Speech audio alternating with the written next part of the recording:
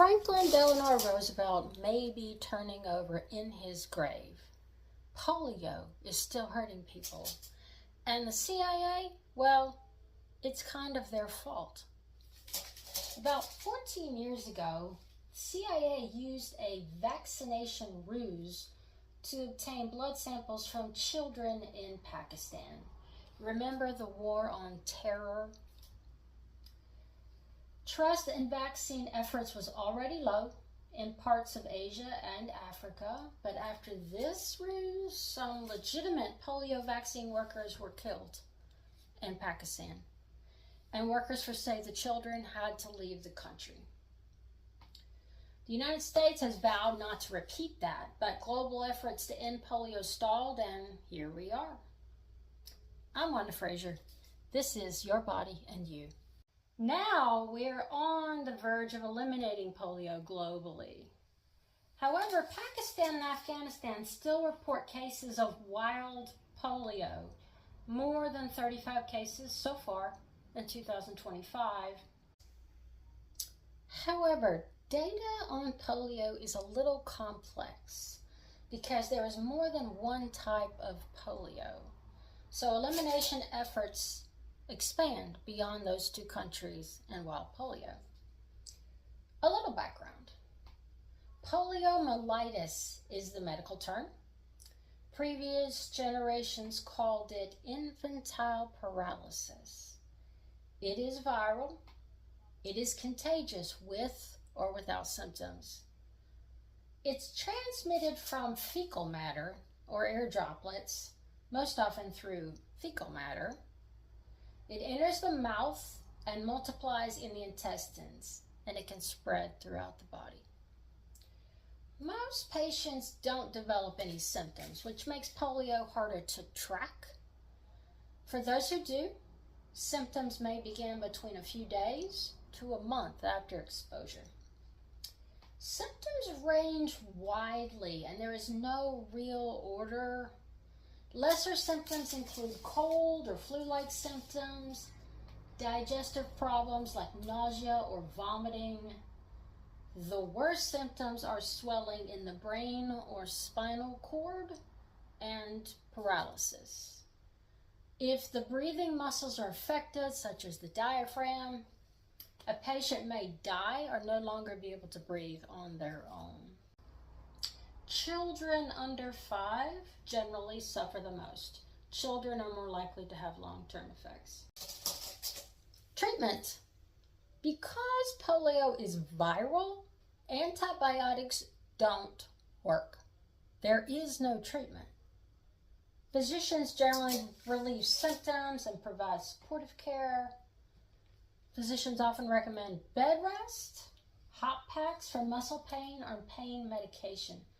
Sometimes they prescribe physical therapy to regain mobility. For patients that suffer long-term complications, they may use walking aids. FDR used a wheelchair, for example. On the critical end, patients may need breathing aids such as ventilators or the iron lung. A lot of baby boomers remember the iron lung. Some people recover their abilities, some don't. The United States was declared free of wild polio in 1994, but there are still survivors using walking aids from acquiring polio as a child. For polio, treatment is prevention, vaccines. Vaccines and types of polio are linked, so I'm going to talk about these together. Wild polio. Wild polio has been around for hundreds of years. It develops and spreads by the methods I mentioned before. There are 3 different strains of wild polio. However, strains 2 and 3 have been eliminated globally. They don't exist anymore. Yay! FDR would be happy. Wild polio virus strain 1 is the wild polio still endemic in Pakistan and Afghanistan. The vaccine to protect against wild polio is generally the oral polio vaccine, or OPV. A birth dose of oral polio vaccine is often given to newborns in high-risk areas, and many adults remember taking a sugar cube when they were a child. Oral polio vaccine is made from weakened live virus. It provides immunity in the intestines where polio enters and multiplies. This vaccine can stop outbreaks and prevent spread of wild polio. And oral polio vaccine is less expensive, so it is available in more countries. However, there is a tiny risk to develop polio symptoms. This is called vaccine-derived polio virus. Vaccine-derived polio develops because the weakened polio virus mutates, multiplies, and then spreads. A patient can develop paralysis. This is more common in unvaccinated or undervaccinated patients. Vaccine-derived polio is extremely rare. Globally, billions of oral polio vaccines have been given.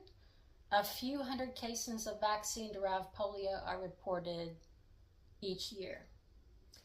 A few years ago, a patient in New York developed paralysis from vaccine-derived polio.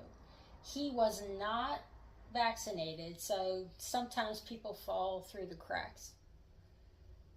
There have also been cases in Nigeria, Republic of Congo, Syria, Israel, London, Yemen, Somalia, Indonesia.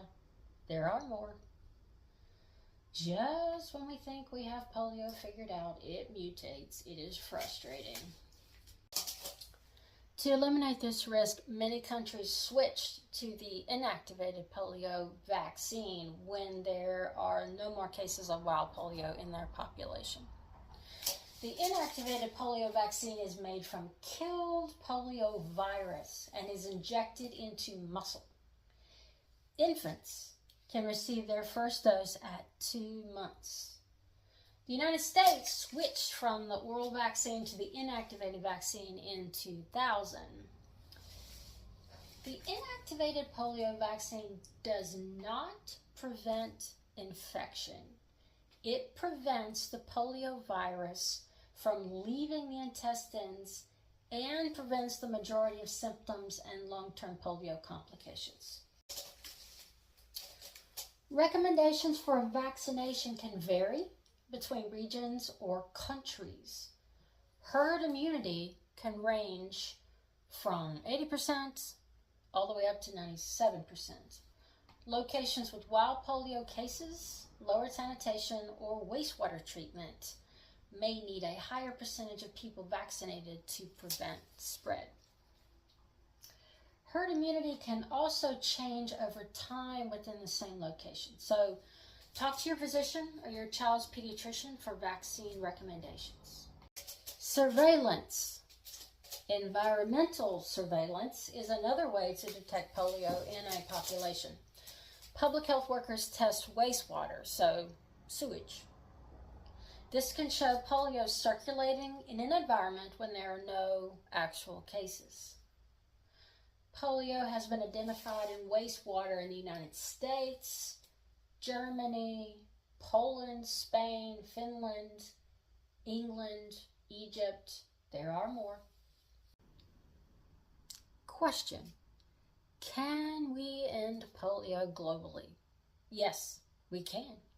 It is within reach. But if polio is anywhere, it can end up everywhere. So stay diligent, talk with your healthcare team about any risks, and ask for suggestions, because I'm not a doctor. Check on your friends and family members. Send them this link if you feel that they may use the information. Another way you can help. Rotary International can use support.